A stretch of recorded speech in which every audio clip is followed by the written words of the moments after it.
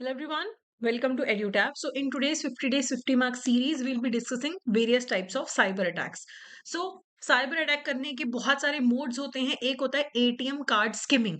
ATM card skimming में अगर आप अपना एटीएम कार्ड एक मशीन में डालते हैं तो उसमें ऑलरेडी एक डिवाइस प्लेस्ड होता है जो आपके एटीएम का जो कार्ड है उसकी सारी इंफॉर्मेशन को रीड कर लेगा. जब आप वहां पे पिन डाल रहे होंगे, ट्रांजेक्शन कर रहे होंगे, वो सारा डाटा रीड हो जाएगा. So that is ATM card skimming. इसके अलावा एक कॉन्सेप्ट होता है कार्ड ट्रैपिंग का, कि once you place your card in the ATM machine वो ट्रैप हो जाता है, वो रिलीज नहीं हो पाता.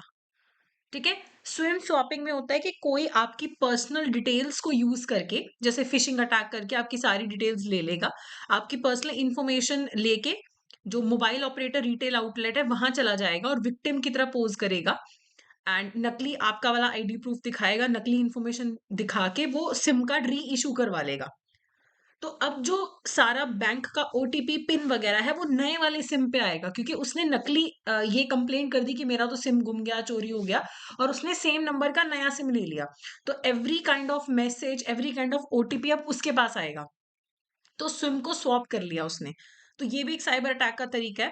फिर आता है मालवेयर. मालवेयर यानी कि ऐसे सॉफ्टवेयर होते हैं, मलिशियस सॉफ्टवेयर होते हैं, इंट्रूसिव सॉफ्टवेयर होते हैं जो साइबर क्रिमिनल्स डेवलप करते हैं आपका डाटा स्टील करने के लिए, आपके कंप्यूटर्स को डिस्ट्रॉय करने के लिए. तो जो भी मलिशियस सॉफ्टवेयर होते हैं उन्हें मालवेयर बोला जाता है. जैसे कि वायरस है, वर्म्स हैं, ट्रोजन वायरस है, स्पाईवेयर है, रैंसमवेयर है, एडवेयर है, ये सब कुछ मालवेयर की कैटेगरी में फॉल करता है. अगर हम वायरसेस की बात करें तो ये एक तरीके का मालवेयर होता है. ऐसा सॉफ्टवेयर प्रोग्राम होता है जिसे मलिशियस इंटेंट से ही बनाया जाता है कि कंप्यूटर्स को हार्म किया जा सके. ये एक यूजर के नॉलेज के बिना उसके कंप्यूटर में लोड कर दिया जाता है और ये मलिशियस एक्शंस करता है आपके कंप्यूटर के अंदर, सिस्टम के अंदर, बिना आपके जाने. ज्यादातर वायरस अपने आप को किसी ना किसी प्रोग्राम से अटैच कर लेते हैं. जब यूजर उस प्रोग्राम को एग्जीक्यूट करेगा तब वायरस भी एक्टिवेट हो जाएगा. ठीक है. चलिए, अगला है रैंसमवेयर. रैंसमवेयर में ऐसा होता है कि जो अटैकर है आपकी जो क्रूशियल फाइल्स हैं, डाटाबेसेस हैं, एप्लीकेशंस हैं, उन्हें इनक्रिप्ट कर देता है और आपको बोलेगा कि मैं ये डिक्रिप्ट तभी करूंगा, आपको डिक्रिप्शन की तभी दूंगा जब आप मुझे रैंसम मनी प्रोवाइड करोगे. कि मैंने आपका कंप्यूटर लॉक कर दिया, सारी फाइल्स लॉक कर दी, अनलॉक की तभी मिलेगी जब आप मुझे रैंसम पे करोगे. ठीक है. नेक्स्ट है distributed denial of service. Distributed denial of services के अंदर जैसे एक सिस्टम है, उसकी कैपेसिटी है यूजर्स हैंडल करने की.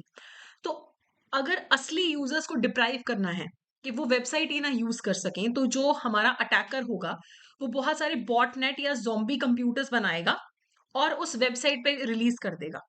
तो अगर एक वेबसाइट 5,000 यूजर्स ही हैंडल कर सकती है और इस हैकर ने इस वेबसाइट पे नकली 10,000 यूजर्स रिलीज कर दिए, नकली बॉटनेट्स रिलीज कर दिए, तो जो पूरा इंफ्रास्ट्रक्चर है वो ओवरवेल्म हो जाएगा, है ना. तो इससे क्या होगा, जो एक्चुअल यूजर्स हैं वो बेचारे सिस्टम यूज नहीं कर पाएंगे, वेबसाइट डाउन हो जाएगी. तो इसे बोलते हैं डिस्ट्रीब्यूटेड डिनायल ऑफ सर्विस. आप चाहते हो कि जो नॉर्मल लोग हैं, जो यूजर है, वो सिस्टम को ना यूज कर सके, आप इंफ्रास्ट्रक्चर को इतना ओवरवेल्म कर दो. Next is fishing. फिशिंग एक तरीके का फ्रॉडुलेंट अटेम्प्ट होता है आपसे सेंसिटिव इंफॉर्मेशन लेने का, जैसे कि आपका यूजर नेम, आपका पासवर्ड, आपकी क्रेडिट कार्ड डिटेल. ऐसे आपको कॉल करते हैं, मैसेज करते हैं, मेल आता है कि जैसे किसी ट्रस्टवर्दी एंटिटी से मेल या कॉल आ रहा.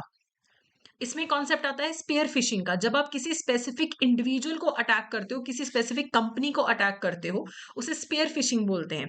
जब आप बल्क में फिशिंग करते हो कि हजारों ईमेल्स भेज दिए कि आपकी तो लॉटरी लग गई, कोई तो रिप्लाई कर ही देगा, वो होता है बल्क में फिशिंग करना. स्पेयर फिशिंग में आप किसी इंडिविजुअल को टारगेट करते हो. उसमें भी अगर आप किसी हाई प्रोफाइल टारगेट को अटैक कर रहे हो, कोई आपका टारगेट हाई प्रोफाइल है, कोई सीनियर एग्जीक्यूटिव है, उसे बोलते हैं वेलिंग करना.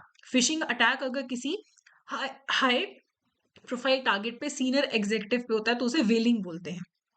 ओके. उसको ऐसे मेल आ जाएगा, कस्टमर कंप्लेंट का, कोई लीगल नोटिस टाइप का नकली भेज देंगे ताकि वो फंस जाए. तो फिशिंग में सिर्फ जैसे मास ईमेल्स भेज दिए बल्क में. स्पीयर फिशिंग में पर्सनलाइज अटैक है. वेलिंग में हाई वैल्यू टारगेट पे अटैक किया जाता है कि वो अपना इंफॉर्मेशन रिवील कर दे. फिशिंग में ही एक अगर विशिंग यूज करें, विशिंग मतलब होता है आपको कॉल आता है वॉइस मैसेज, वॉइस कॉल के थ्रू आपको ऐसे कॉल किया जाता है कि हम कंपनी से बोल रहे हैं, हम बैंक से बोल रहे हैं, और लेजिटिमेट सोर्स का बता के आपको कॉल करके इन्फॉर्मेशन आपसे डिमांड करी जाती है। तो वॉइस कॉल करके अगर विशिंग अटैक होता है, फिशिंग अटैक होता है, तो उसको विशिंग बोलते हैं। स्मिशिंग एस से एसएमएस याद करना, जब आपको मैसेज आता है, टेक्स्ट मैसेज आता है ट्रिक करने के लिए कि ये लिंक डाउनलोड कर लो, या आप कोई मैसेज ओपन करोगे, लिंक ओपन करोगे, मैसेज ओपन करोगे, तो आपका डाटा चोरी हो जाएगा, या आप ऐसी वेबसाइट पे पहुंच जाओगे जो फेक है। तो एसएमएस करके स्मिशिंग अटैक हो रहा है, वॉइस कॉल करके विशिंग अटैक और फिशिंग के ही फर्दर टाइप्स होते हैं। इसके अलावा लॉटरी फ्रॉड हो सकता है कि देखो आपको प्राइज मिल रहा है। अनवेरिफाइड मोबाइल ऐप डाउनलोड कर लो, सारा डाटा चोरी हो सकता है। नकली वेबसाइट है, कार्ड का फ्रॉड हो गया, बिजनेस ईमेल कॉम्प्रोमाइज हो गया। तो ये बहुत सारे टाइप के अटैक्स होते हैं, साइबर अटैक्स, और हर साल इनमें से आपको क्वेश्चंस पूछे जा रहे हैं। एक कॉन्सेप्ट होता है हैकिंग का। हैकिंग का मतलब होता है आप किसी कंप्यूटर का अनऑथराइज्ड एक्सेस लेते हो किसी इलिसिट पर्पस के लिए। किसी के कंप्यूटर का आपने एक्सेस ले लिया, किसी नेटवर्क के थ्रू आप एंटर कर गए उसकी मर्जी के बिना। ठीक है। फिर एक कॉन्सेप्ट होता है साइबर स्क्वाटिंग का। साइबर स्क्वाटिंग का मतलब होता है कि जानबूझ के आप ऐसा डोमेन नेम रजिस्टर कराते हो, ऐसा डोमेन नेम लेते हो जो किसी ऑलरेडी बहुत बड़े एस्टैब्लिश्ड ब्रांड का रिलेटेड हो। जैसे कि असली वेबसाइट है Amazon, आप जानबूझ के Amazon कर लो रजिस्टर्ड, AMO रजिस्टर कर लो, ताकि लोगों को लगे तो Amazon है। ठीक है। होम डिपो की स्पेलिंग ये है, आप थोड़े से स्पेलिंग चेंज करके वेबसाइट का ये नाम बना दो। ठीक है। जैसे नायका में NYK है, आप NYK कर लो, रजिस्टर करा लो। इसको बोलते हैं साइबर स्क्वाटिंग, उसका फायदा उठाने के लिए, उनके नाम ट्रेडमार्क से फायदा उठाने के लिए। अब इससे रिलेटेड एमसीक्यूज करते हैं। ये वो एमसीक्यूज है जो पेपर में ऑलरेडी पूछे जा चुके हैं, तो सिमिलर से क्वेश्चंस आने के चांसेस होते हैं। विच of the following happens in a smishing attack. तो स्मिशिंग में क्या बोला था मैंने, टेक्स्ट आता है, आपको टेक्स्ट से ल्योर किया जाता है अपनी पर्सनल डिटेल्स को रिवील करने के लिए। ओके। अगला है विच of the following risk can arise from cyber security attacks for a bank. Bank को क्या दिक्कत हो सकती है साइबर सिक्योरिटी अटैक से? लॉस ऑफ प्रोडक्टिविटी हो सकती है, यस। इन्वेस्टिगेशन का खर्चा पड़ेगा, कंपनसेशन हो सकता है, कस्टमर्स को पे करनी पड़े जिनको लॉस हुआ, रेपुटेशन डैमेज हो सकती है, पेनल्टीज लग सकती हैं, है ना। तो ये सारी चीजें हो सकती हैं। तो डी यहाँ पे करेक्ट आंसर है। विच of the following is not a cyber attack. Wishing होता है, फिशिंग होता है और वेलिंग होता है। मिशिंग कोई साइबर अटैक नहीं है, तो बी यहाँ पे करेक्ट आंसर है। अगला है a dash generally consist of concerted efforts of a person or persons to prevent an internet site or service from functioning efficiently mainly through flood of incoming message to the target system. मैंने क्या कहा था, system को overwhelm कर दो, system को overwhelm कर दो ताकि असली यूजर्स यूज ही ना कर पाए, तो उसे बोलते हैं डीडीए, यानी कि DDoS, distributed denial of service, DDoS. Okay. Last question is which of the following statement is incorrect. Phishing is a fraudulent attempt to obtain sensitive information. Yes.